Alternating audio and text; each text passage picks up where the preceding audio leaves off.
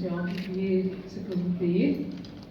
Je ne sais pas comment prononcer mon propos après toutes ces interventions qui m'ont précédé, mais nous allons essayer de mettre le curseur sur les problématiques qui sont ici évoquées.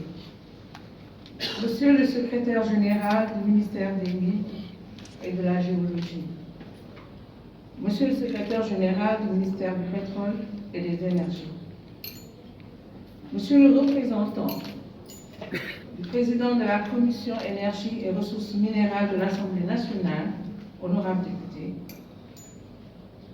Monsieur le haut conseiller, membre du Haut Conseil des collectivités territoriales, Monsieur le directeur de l'USAID, Messieurs les experts du Haut Conseil du dialogue social, Mesdames, Messieurs les représentants des organisations de la société civile du Sénégal, Mesdames, Messieurs les participants en vos rangs, titres et qualités respectifs, distingués invités, Mesdames, Messieurs, permettez-moi tout d'abord de remercier chacune et chacun d'entre vous pour votre présence et vous exprimer ma joie d'être parmi vous aujourd'hui pour prendre part à cet important forum économique sur le secteur extractif du Sénégal.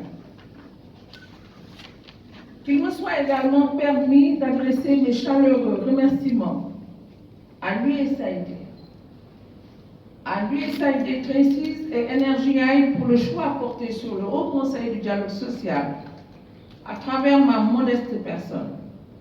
Ceci témoigne de toute votre considération à l'égard de l'institution nationale de promotion du dialogue social.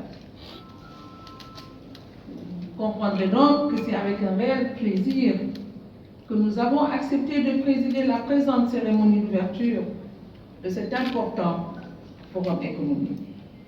Nous avons accueilli cet honneur avec d'autant plus d'enthousiasme que les mandants tripartites qui siègent au sein du Haut Conseil du dialogue social ont toujours intégré dans leurs actions la question primordiale de l'exploitation transparente des ressources nationales, notamment dans le secteur extractif. À ce titre, il y a lieu de rappeler que le Haut Conseil du dialogue social est un membre actif au sein de l'ITIE, Initiative pour la transparence dans les industries extractives, présidée par une grande dame, Madame Eva Marie Coll Seck, dont les actions ont permis au Sénégal de jouir, avant même l'évocation de l'exploitation de ses ressources pétrolières et gazières, d'une bonne réputation en matière de transparence dans la gestion de ces ressources issues du secteur extractif. Ces efforts très louables de l'État doivent être poursuivis et consolidés en termes de performance économique et de gestion des deniers publics pour répondre aux différents défis que pose l'exploitation des ressources naturelles, conformément à la volonté politique exprimée et maintes fois réaffirmée par son Excellence M. Macky Sall, président de la République du Sénégal. Mesdames, Messieurs, comme nous le savons tous, notre pays, avec le début de production et d'exploitation de ses ressources pétrolières et gazières, en cette fin d'année 2023, va intégrer le cercle restreint des pays producteurs de ces ressources au monde.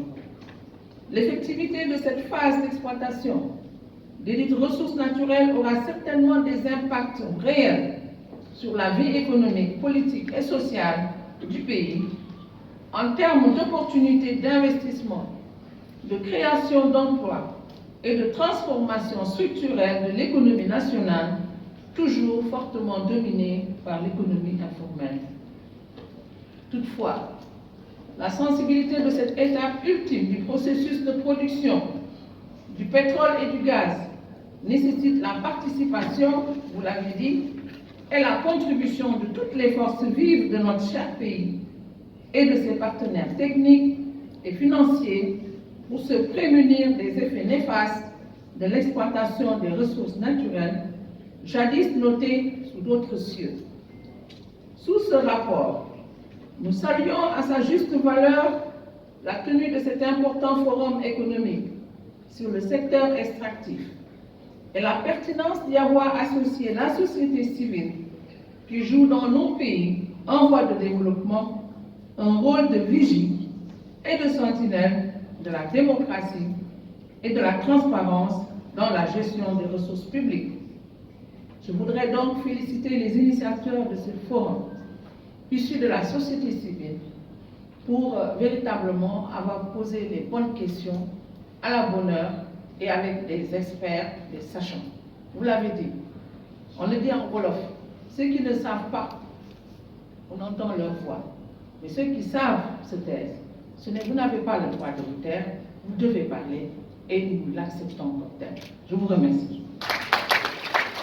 En effet, les éminents membres de la société civile participent régulièrement à la conscientisation et à la sensibilisation des populations sur les mesures prises dans le cadre des politiques publiques et leurs impacts socio-économiques. Leur apport sera aussi essentiel pour mieux imprégner nos concitoyens sur les effets positifs et négatifs induits par la gestion de ces ressources extractives. Il y a des effets positifs, l'augmentation du budget, il y a également des effets négatifs, et M. Birahim Seck l'a dit ici.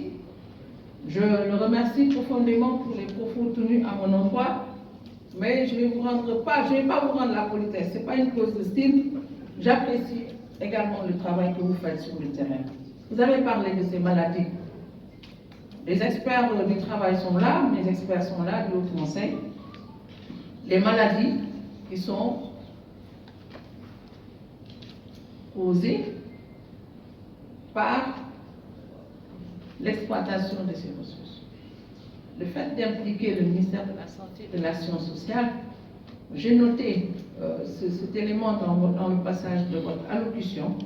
Je pense que c'est extrêmement important et j'ai entendu des femmes, je pense, applaudir quand vous aviez évoqué les conditions de travail dans le secteur.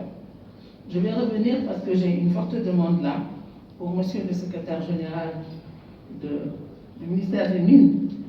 À ce titre, l'atteinte des objectifs visés par ce programme USAID précise, exécuté par NRJI, permettra, comme indiqué dans la note conceptuelle, une amélioration de la gestion des revenus du secteur extractif, le renforcement de l'influence de la société civile, des médias et l'engagement de tous les acteurs locaux, ainsi que l'accès à leurs droits. J'ai vu dans cette salle le président du réseau des journalistes en dialogue social. Je le salue au passage et je pense que le fait de cibler les médias est extrêmement important.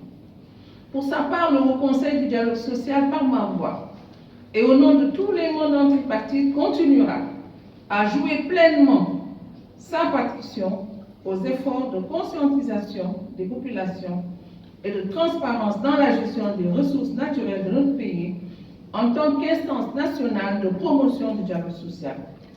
Mesdames, Messieurs, à ce stade de mon propos et dans la même veine, il me plaît de souligner à l'endroit des participants que les problématiques liées à la production et à l'exploitation transparente des ressources naturelles ont constamment été des sujets qui intéressent les mandats tripartites du Haut Conseil du dialogue social.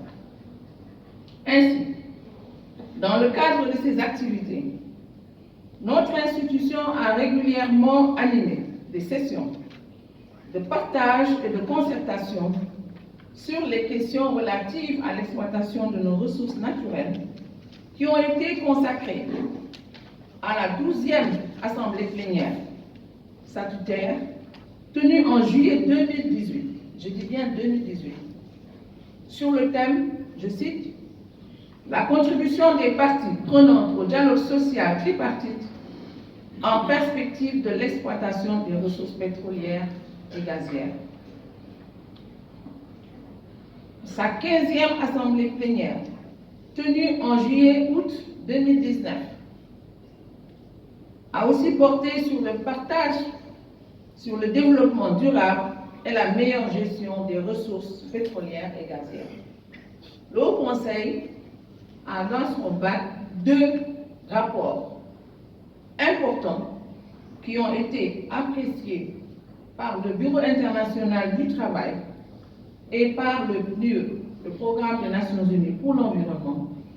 Et justement, la 15e assemblée plénière avait été présidée par Madame Awa Marie Coll Seck, que je remercie au passage et demande à ses représentants que j'ai vus dans cette salle de lui transmettre toute ma gratitude pour la confiance faite à l'endroit de l'institution.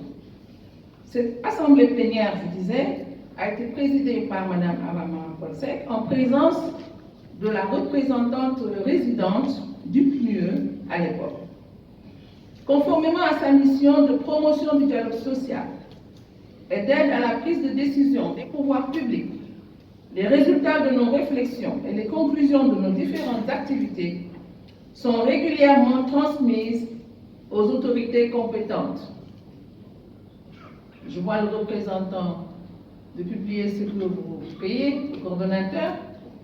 On va peut-être les envoyer aussi. Je sais que nous les avions transmis à Mme Aïda Diop lors de votre visite au niveau du Haut Conseil du dialogue social. Et ceci rejoint ce que disait M. Birahim Seck dans une interview que j'ai eue hier. Il disait que, parlant du Conseil économique et social environnemental, il souhaite que les travaux des conseillers soient vulgarisés. N'est-ce pas, M. Birahim Seck? Je pense que vous avez parfaitement raison. Mais nous vulgarisons ce que nous faisons. Il faudrait peut-être plus de synergie entre les institutions. Et c'est important, c'est un plaidoyer que je porte ici. Il faudrait beaucoup plus de synergie. Et avec, je pense, aujourd'hui, l'avènement de M. Abdoulaye Daouda Diallo, le président du Conseil économique et social environnemental, je pense que ce sont des choses qu'il va falloir visiter, de manière de faire un link, même avec l'Assemblée nationale. Parce que nous avons des compositions différentes. Le Haut Conseil est constitué de 30 membres issus, 10 du gouvernement, 10 des employeurs et 10 des organisations des travailleurs les plus représentatives. C'est la seule institution qui a cette composition. La société civile, c'est vrai, ne siège pas, mais pour certaines activités, nous convions la société civile à prendre part à nos travaux. Par ailleurs, le Haut Conseil du dialogue social a développé une collaboration avec l'association Women in Mining depuis 2018, à travers différentes actions menées sur l'indice genre de Women in Mining dans le secteur des industries extractives et sur les difficiles conditions de vie et de travail des femmes afin de susciter une prise de conscience des décideurs. Mon regard vers le secrétaire général du ministère, les secrétaires généraux, la convention collective dans le secteur des mines, cela nous paraît véritablement un outil qui pourrait accompagner toute cette réflexion. Je voudrais bien être donc mes interprètes auprès de vos ministres respectifs. Le général du travail, sur les entreprises multinationales et la politique sociale, le Haut Conseil a mené des actions de concertation portant sur la contribution des mandats tripartites en perspective de l'exploitation des ressources pétrolières et gazières pour le plaidoyer sur le contenu local dans la gestion du pétrole et du gaz. Cette déclaration de l'OIT est un outil très important. Nous l'avons partagé avec la Chambre des mines, très tôt, Chambre des mines qui compte une trentaine d'entreprises minières. Au demeurant, toutes ces initiatives confirment l'attachement indéfectible du Haut Conseil du dialogue social aux problématiques de la gestion transparente de nos ressources naturelles, extractives, pétrolières et gazières. C'est pourquoi je voudrais profiter de cette tribune pour vous exhorter à partager les conclusions issues des travaux de ce forum avec tous les acteurs institutionnels de notre pays, afin qu'ils se les approprient dans la perspective d'une meilleure et plus inclusive gestion de nos ressources naturelles. C'est par ces mots que je vais donc terminer mon propos, en renouvelant mes chaleureux remerciements et mes sentiments de profonde gratitude à l'USAID Traces, à celui qui le représente ici, M. Namadou Seck, et à NRGI, M. le directeur de l'USAID, tout en souhaitant plein succès à vos travaux. Les travaux sont déjà ouverts, mais je vais dire quand même le protocole. Sur ce, je déclare ouvert le forum économique sur le secteur extractif du Sénégal. Merci de votre bien aimable